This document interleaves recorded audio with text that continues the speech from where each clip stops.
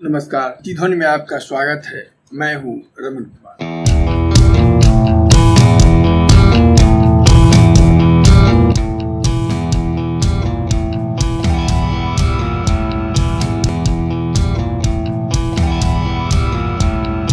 परसों एक खबर अखबारों एवं अन्य चैनलों पर चल रही थी कि देश के प्रधानमंत्री की एक रैली में सैकड़ों महिलाएं एक विशेष रंग की परिधान में उनके स्वागत में खड़ी कर दी। बहुत बड़ी खबर नहीं है, वर्तमान परिवेश के अनुसार यह बहुत बड़ी खबर नहीं थी, लेकिन खबर जरूर कुछ कहता है।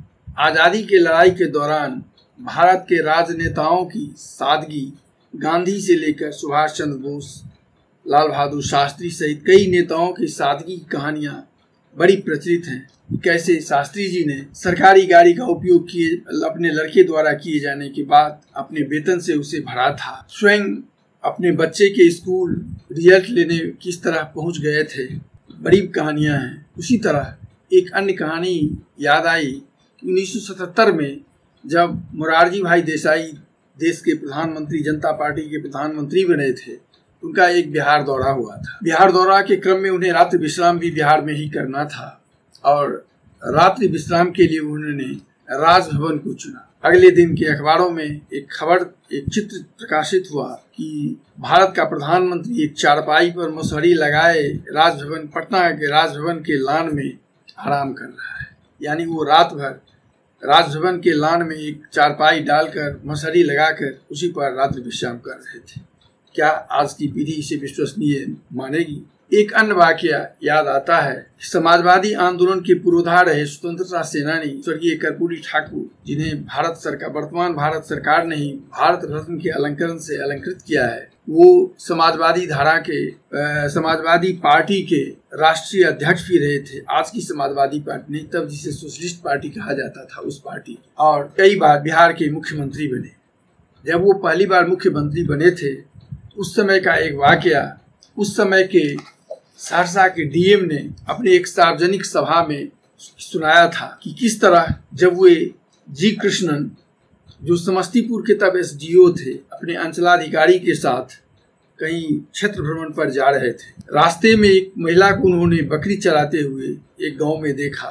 सामान्य सी बात थी, लेकिन वो चौंक गए जब अंचलाधिकारी ने उन्हें बताया कि वो महिला जो खेत में बकरी चरा रही है बिहार के मुख्यमंत्री कर्पूरी ठाकुर की पत्नी है। एसडीओ साहब को यह विश्वास नहीं हुआ और उन्होंने कहा कि ऐसा मजाक नहीं कर। एसडीओ साहब ने कहा कि सर, यदि आपको ऐसा विश्वास नहीं तो आप स्वयं चलकर देख लें। जीप रोकी गई। तब अधिकारियों की गाड़ियां इतनी लग्जरी नहीं हुई थी और बड़े बड़े लोग भी जीपों में चलते थे। गाड़ियां रोकी गई। स्वयं एसडीओ साहब और अंचलाधिकारी उस खेत में गए। उस महिला से उन्होंने उनका परिचय पूछा और जानकर दंग रह गए कि वास्तव में वो महिला तत्कालीन बिहार के मुख्यमंत्री की पत्नी थी। आज पूरे देश में कई सारे नेता हैं जो स्वयं को राम मनोहर लोहिया, कर्पूरी ठाकुर के अपने को अनुयायी बताते हैं और चपरासी क्वार्टर से लेकर हजारों करोड़ की संपत्ति के मालिक बन गए। आज भी बिहार में उसी कर्पूरी ठाकुर के अपने को स्वयंभू शिष्य करने वाले सत्ता में हैं, पर राजसी ठाट बाट जिस तरह राजनेताओं या जिस तरह की चल रहा है, उसमें यह विश्वसनीय लगता है। तो आज़ादी की लड़ाई से लेकर उस देश में जहां आज भी 75 वर्ष बाद भेड़ बकरियों की तरह यानी जनतंत्र का भेड़ बकरियों की तरह, बोरियों की तरह ट्रेन के जनरल बॉगी में जा रहा है, वहीं देश का तंत्र 8000 करोड़ के विमान में उड़ता है।